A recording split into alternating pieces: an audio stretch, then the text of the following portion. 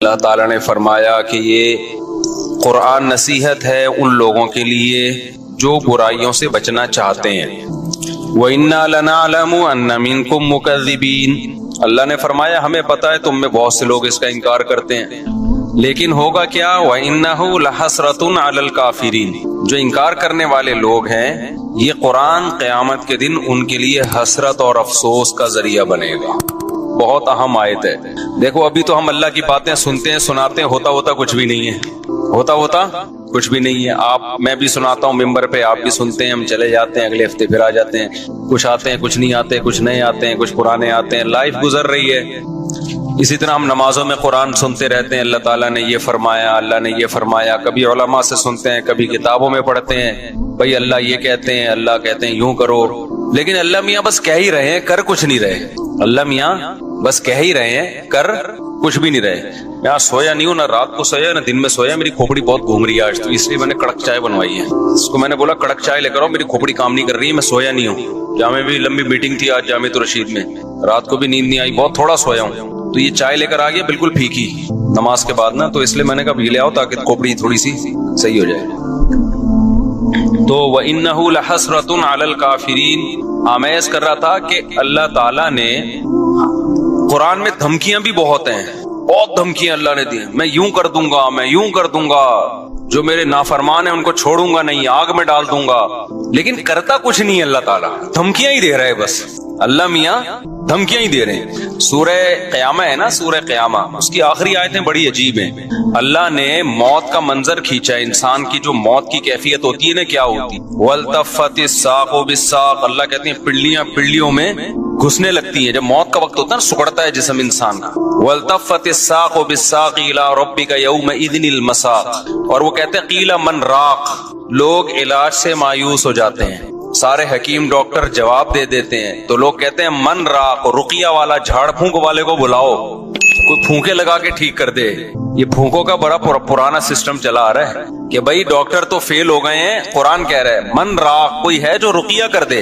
اس سے بھی جب اللہ فرماتے ہیں مایوس ہو گئے، وَظَنَّ أَنَّهُ الْفِرَاقُ، اب اسی مرنے والے کو یقین ہو جاتا ہے اب میں بچنے کا نہیں ہوں۔ پھر یہ مستیاں نکلتی ہیں انسان کی، پھر کیا ہوتا ہے، یہ جو ساری بدماشیاں اور مستیاں ہیں نا، کہ اللہ کی بات کو سننے کے لیے تیار ہی نہیں تھا۔ اللہ نے کہا یہ کر، اس نے کہا نہیں کروں گا، اللہ نے کہا یہ کر، اس نے کہا نہیں کروں گا، اللہ نے کہا یہ مت کر، اس نے کہا کروں گا میں۔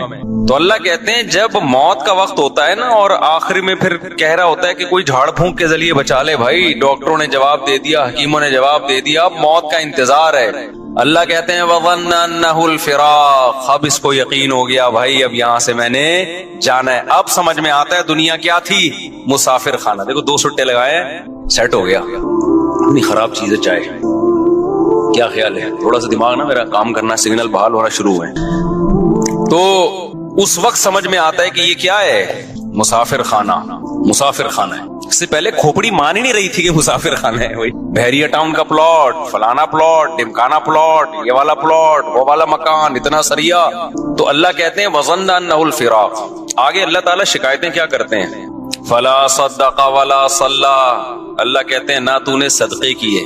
مسافر خانہ دنیا کو سمجھتا تو مال خرچ کرتا نا، کہ سارا بچا کے کیا کروں گا، قبر میں تھوڑی لے کے جاؤں گا، موت سے پہلے کیا کرو۔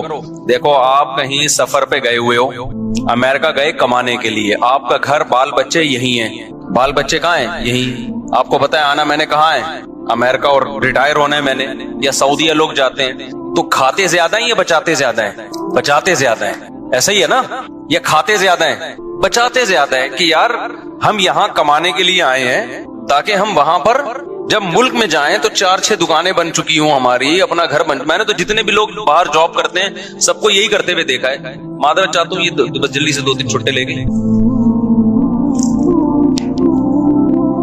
تاکہ بار بار ڈسٹرب نہ ہو نا۔ تو جو بچاتے ہیں وہاں جاتے ہیں، ہم نے بہت سے لوگوں کو دیکھا ہے بھائی، جب سعودی عرب سے جاب ختم ہو جاتی ہے، ایک عمر ہو جاتی ہے، آتے ہیں تو کہتے ہیں بھائی اللہ کا شکر ہے اب ہم نے اپنے یہاں 4 دکانیں بنا لی ہیں اور گھر بنا لیا ہے۔ تو لوگ کہتے ہیں نا باہر گیا تو نے بنایا کیا پیچھے، جب تو وہاں سے ریٹائر ہو کے آئے گا تو ادھر کیا ہے تیرے پاس، تو لوگ بنا لیتے ہیں۔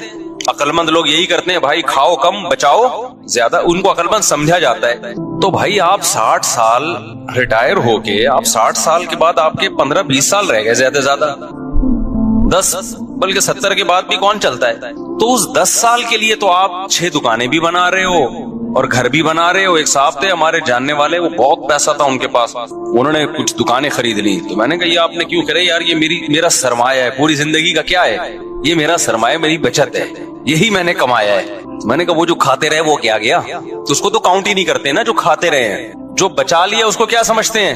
جو جاہل لوگوں نے اور یہ اسلام کا اور عجیب سے چیز بنا دی ہے نا. ایک ہمارے ایک جاننے والے ڈاکٹر ہے، وہ کہتے ہیں میں نے سنا تھا کہ نافرمان کی روح بہت مشکل سے نکلتی ہے اور جو نیک لوگ ہوتے ہیں ان کی روح آسانی سے نکلتی ہے. تو میں تو جب گیا یورپ میں تو میں نے بہت سے گوروں کو بڑے آرام سے مرتے ہوئے دیکھا اور بہت سے نیک لوگوں کو بڑی مشکل سے مرتے ہوئے دیکھا. تو یہ کیا ہے؟ تو کہہ رہے مجھے تو اسلام کے بارے میں اشکالات شروع ہو گئے. میں نے کہا آپ نے جن سے یہ تقریر سنی ہے نا کہ نیک لوگ کی روح آرام سے نکلتی ہے، بروں کی مشکل سے نکلتی ہے، انہوں نے آدھی بات بتائی، پوری نہیں بتائی. میں نے کہا یہ تو صحابہ کے دور میں نے کہا اگر آپ حدیثیں پڑھ لیتے، ایک آیت سے کبھی تھوڑی مسئلہ حل ہوتا ہے. آپ کسی کی ایک بات لے رہے ہیں، دوسرے موقع پہ جو اس نے تشریح کی ہے وہ آپ نہیں لے رہے. میں نے کہا معاذ اللہ، اگر کسی کی کوئی موت کسی کو بہت تکلیف ہو رہی ہے، اس معاذ اللہ اس کے برے ہونے کی علامت ہے، تو یہ تو پھر کفر ہے. احادیث میں آتا ہے کہ آپ صلی اللہ علیہ وسلم کو موت کی تکلیف دوسروں سے زیادہ ہوئی ہے. آپ صلی اللہ علیہ وسلم فرمایا اوعکو کما یوعکو رجلان منکم، مجھے بخار میں اتنی تکلیف ہوتی ہے جتنی تم میں سے 2 آدمیوں کو ہوتی ہے. آپ پر جب بیماری آتی تھی نا، آپ کو تکلیف دوسروں سے زیادہ ہوتی تھی. اور امی عائشہ رضی اللہ تعالی عنہا فرماتی ہیں کہ نبی صلی اللہ علیہ وسلم کا سر مبارک میری گود میں تھا جب آپ کی روح نکلی ہے، اور آپ کی جو میں نے موت کی تکلیف دیکھی ہے، جس شدت میں آپ جس تکلیف میں تھے، اس کے بعد مجھے کسی کی موت کی جو آسانی سے کوئی دنیا سے گیا ہو نا، اس کے مرنے پر مجھے کبھی رشک نہیں آیا. رشک کا کیا مطلب؟ کہ بھئی یہ اتنی آسانی سے چلا گیا تو اس کا مطلب یہ زیادہ اچھا تھا، اور معاذ اللہ آپ صلی اللہ علیہ وسلم کے اعمال کم تھے، تو یہ تو ممکن نہیں ہے نا. کہتے ہیں مجھے کبھی کسی پہ رش نہیں آیا کہ آرام سے مر گیا تو بہت نیک ہوگا. ٹھیک ہے نا، بہت مشکل ہے سمجھانا. امی عائشہ فرماتی ہیں کہ یعنی امی عائشہ کی حدیث کا مفہوم بیان کر رہا ہوں کہ نبی صلی اللہ علیہ وسلم کی موت کے وقت جو تکلیف کی حالت تھی، اس کو جب سے میں نے دیکھا ہے، تو امی عائشہ کی بات کا خلاصہ یہ ہے کہ اب اگر میں کسی کو دیکھتی ہوں نا کہ آرام سے روح نکل رہی ہے، یعنی آرام سے مر رہا ہے، دنیا سے جا رہا ہے، تو مجھے اس پہ رش نہیں آتا کہ وہ بہت نیک ہوگا. کیا مطلب؟ اس کا نیک عمل سے تعلق بولتے کیوں نہیں ہے. لیکن ہمارے ہاں سارا مدار کس پر ہے؟ مرنے کے بعد شکل کیسی ہے اس کی؟ آڑا ترشا ہو گیا تو جہنم میں جا رہا ہے اس کا مطلب. اور اگر مرا ہوا ہے، دانت کھلے میں، ایسا لگ رہا ہے مسکرا رہا ہے، سیدھا کہاں جا رہا ہے؟ او بھائی، اگر خدا نخواستہ کوئی لقوے کا مریض تھا، کوئی فالج کا مریض تھا، وہ تو مرے گا تو اس کا تو بیچارے کا ہوگا تھوڑا سا چہرہ بھی ٹیڑھا ہو سکتا ہے، کچھ بھی ہو سکتا ہے، نیک لوگوں کا بھی ہو سکتا ہے. تو مدار کس پر ہے؟ اعمال پر. اور نیک لوگوں کو بعض دفعہ موت کے وقت ڈبل تکلیف دی جاتی ہے.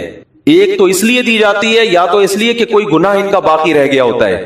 اللہ کیا کہتے ہیں؟ بھائی قبر میں جانے سے پہلے اس کو ہمارے پاس دھلا کے لے کے آؤ، صاف ستھرا ہو کے. اب ہمارے پاس آ رہا ہے تو اب ہم نہیں چاہتے کہ اس کے گناہوں کی گٹھری ہو، اس کو